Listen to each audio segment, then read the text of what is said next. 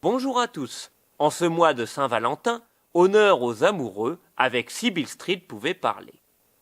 Après son Oscar remporté pour Moonlight, c'est le grand retour de Barry Jenkins. Cependant, il travaillait à ce projet bien avant son film oscarisé. Il adapte ici l'écrivain James Baldwin, auquel le documentaire I Am Not Your Negro était consacré.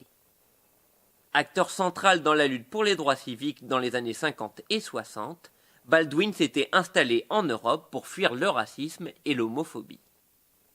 Sybil Street pouvait parler est la première adaptation d'une de ses œuvres par un cinéaste américain. Mais les plus cinéphiles se souviendront que Robert Guédiguian avait déjà adapté le roman dans son film À la place du cœur, en déplaçant évidemment l'action à Marseille. Beale Street est une rue de la Nouvelle-Orléans où est né le blues. Pour Baldwin, elle représente n'importe quelle rue dans laquelle vivaient les Afro-Américains. Originaire de Harlem, il y a situé l'action de son roman. Le récit dénonce la discrimination et les injustices, mais est surtout une ode à l'amour. Au centre du film, les jeunes Kiki Lane et Stephan James sont l'incarnation de l'évidence de l'amour. Jenkins n'en oublie pas des seconds rôles tout aussi remarquables, notamment Regina King, déjà récompensée d'un Golden Globe et nommée aux Oscars.